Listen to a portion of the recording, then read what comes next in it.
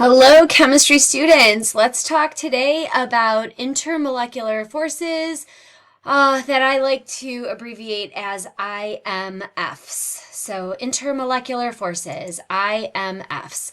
So, in what we've been talking about before now are intramolecular forces. Intramolecular forces are holding atoms in a molecule together. So, intra means within. And the different types of intramolecular forces that we've learned about are ionic bonds, polar covalent bonds, and nonpolar covalent bonds. Um, they are going to be stronger than what we're talking about now, IMFs, or intermolecular forces.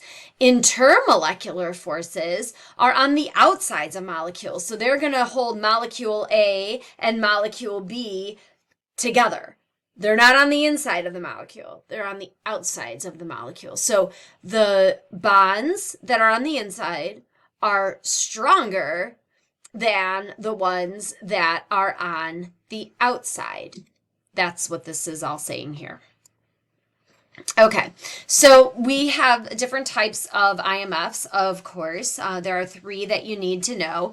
The first two are called collectively van der Waals forces. The first kind is called a dispersion force, and the second is called a dipole-dipole force, or you could call it a dipole interaction. The third kind is a hydrogen bond. And if you needed to, which you will, by the way, wink, wink, this is on the test. Look at that bottom bullet point here. This is ranking the three different kinds of forces in order of increasing strength. So dispersion forces are the weakest, dipole-dipole are the middle strength, hydrogen bonding, those are the strongest type of IMF. Okay, so before we keep going, we need to know what a dipole is. A dipole is simply a molecule with two poles. Like if our globe, if our world was a molecule, it would be a dipole because we have a north pole and a south pole, two opposites. Well, a molecule that's a dipole has opposite charges, one on each side. So maybe the left is negatively charged because you have a molecule that's drawing electrons toward it, and then that would make the right-hand side positively charged. Or that could be flip-flopped. But it's basically just a molecule with two poles. One side is negative and one side is positive. Think about a battery. Batteries have two poles, yes, and one side is negative and one side is positive. So a dipole can be permanent or it can be temporary. A permanent dipole is a molecule that is polar all the time, like a battery. Batteries don't change, like they are polar all the time.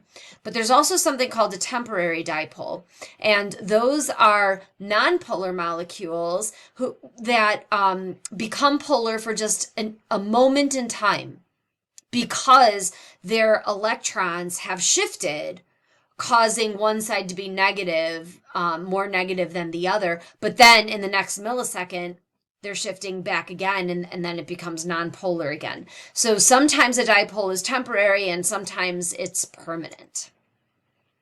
Okay. So let's take a look at dipole-dipole interactions first. These are forces that are going to hold two polar molecules together, two permanently polar molecules together. Remember that polarity is defined as an uneven distribution of positive and negative charge. So if we take a look at our molecules down at the bottom of the screen, this is hydrogen chloride. Hydrogen is going to have a partial positive charge. Chlorine is going to have a partial negative charge all the time. So this is a permanently polar molecule. And what happens is that the molecules are going to align themselves like in the beaker or, in the atmosphere. And the chlorine, the negative side, is going to be attracted to the hydrogen or the positive side on a neighboring molecule. The dashed line that you have on this slide represents the dipole interaction or the dipole-dipole force. That's the attraction between two polar molecules. forces are weaker than dipole interactions. This is just a temporary attractive force. So it's there and then it's gone, and then it's there and then it's gone, and it's going to move and shift and change. And that's why it's weaker. Whereas the dipole interaction is always there, dispersion forces are not. So these are going to occur when electrons are moving all around the atoms of the molecule, and they might temporarily bunch up on one side, making that side negative because electrons are negative. So if they kind of pile on each other, then that side of the molecule is going to be negative, but only for a moment, because then those electrons are going to start zooming around again, and they might bunch up on the other side, in the next millisecond or so. So basically, these molecules are nonpolar. They're classified as nonpolar molecules, but their electrons bunch up on one side for a moment, and then they spread out, and then they bunch up on the other side for a moment, and then they spread out. And so for moments in time, they are polar, but in general, they are going to be, nonpolar.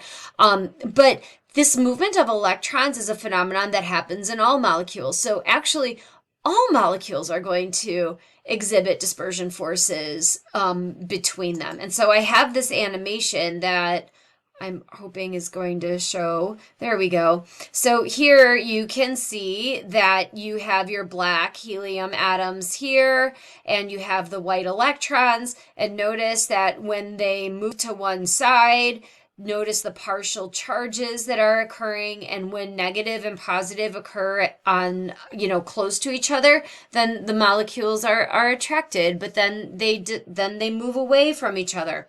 Look at our molecules that are down here at the bottom. When the black dots bunch up on one side, that's where you can see a negative sign occurring on that side. And if the molecule next to it is positive, close by, then it's going to come together. But notice that the molecules pull together and then they move apart, and they pull together and they move apart. And this is because of this distribution of electrons and the changing distribution of the electrons is what I should say. So this is an example of dispersion forces. Remember that dispersion forces happen among all molecules, whereas dipole interactions happen only among polar molecules. And so here's just another example or another diagram of the dispersion forces. And like I said, they're going to occur in both polar and nonpolar molecules. And so here, under symmetrical distribution in this top picture, you've got your electrons are spread out evenly. You have a nice round atom there, but then when the electrons bunch up on the right-hand side, notice the partial charge is negative, while the left side of the molecule is now positive. And so if you've got two molecules next to each other, if you look at the picture on the bottom, you can see that on the molecule on the left, our electrons have bunched up on the right-hand side, making that partial negative, and then that end of the molecule is attracted to the positive end on a neighbor. And so this is dispersion forces. That dotted line that is representing the dispersion force or that attraction, that's not going to stay there forever, because those electrons are going to disperse and move away, and then that dispersion force is going to move away. All right, hydrogen bonding, these are the strongest of the IMFs, the strongest of the intermolecular forces. These are going to be really important, especially in living organisms. It's going to keep our genetic material, DNA, together. It's going to allow water to flow, and it gives water its properties. Hydrogen bonding is a special kind of dipole interaction, and this is going to occur between a hydrogen that is bonded to a very electronegative atom that is attracted to the unshared electron pairs on a neighboring atom. So the very electronegative atoms that the hydrogen needs to be bonded to is either fluorine, oxygen, or nitrogen. So even though I know that fun is not spelled F-O-N, I still like to say that, well, in order for a hydrogen bond to occur, you need a hydrogen attached to fun. So you need an H and you need fun. You need the H has to be attached to either an F, an O, or an N. If it's attached to it, if it's attached to a chlorine, if it's attached to a bromine, if it's attached to anything else, no, it's not going to participate in hydrogen bonding. It has to be a hydrogen attached to fluorine, oxygen, or nitrogen. And so as you can see in the picture here, the hydrogen bond is indicated by the arrow, and you have a hydrogen attracted to the oxygen. Notice that the hydrogen is attached to an oxygen itself. So this would qualify as a hydrogen bond. So here's an example of hydrogen bonding occurring between an ammonia molecule, which is NH3. So that's the one that has the green N on the left. And then you have it attracted to a water molecule. So the hydrogen bond is shown by the dotted line. Notice that the hydrogen on the water is attached to fun, is attached to an H, an O, or an N, and it is attracted to the unshared electron pair on the ammonia, on the nitrogen of the ammonia molecule. Okay, so hydrogen bonds are going to allow water to stick together, and because I only have 15 minutes to make these videos, I'm not going to show these two links to you, but I will put these links in our video module in our Canvas page. But the thing is, the point is that our water molecules are held together by hydrogen bonds, and because of that, water is going to exhibit a property called cohesion, where these molecules are going to stick together and form kind of like a skin on the surface, and that's why you can float a paper clip on the surface of a puddle of water, or like this water bug is able to kind of walk across the surface of the water. It's going to provide something called surface tension. And that's an important property of water. Water is also a good solvent, which means that it can dissolve a great many kinds of substances because it's such a strongly polar molecule. And then, like I said, hydrogen bonding is going to exist in order to keep our DNA together. And so our DNA is this twisted molecule. And if we kind of straighten it out, you can see like the rungs of the ladder, like the blue G and the green C, they're held together by hydrogen bonds. In the picture that's at the bottom on the far right, that's what the dotted lines are showing you, that those are hydrogen bonds that are actually holding the molecule together. So hydrogen bonding is a really important thing. Okay, go ahead and put this video on pause, and let's see if you can answer a few questions. On your whiteboard. Okay, so I know it says to drag your dot, but on your whiteboard, why don't you just write down which IMF is going to exist between all molecules, but is the weakest of the IMFs. All right, pick one. 3, 2, 1. Here's your answer.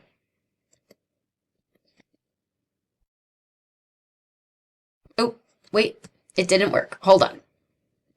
I'm sorry. The answer to this is dispersion force. So if you thought dispersion force, then you thought right. All right, next question. Which IMF exists between permanent dipoles? 3, 2, 1. The answer is dispersion and dipole interactions. So remember, dispersion forces happen among all molecules. Finally, which of these occurs between a hydrogen on one molecule and an unshared electron pair on a neighbor? All right, your answer is all of them. Yes. So dispersion forces, dipole interactions, and hydrogen bonds are going to occur in between molecules that have a hydrogen connected to fun.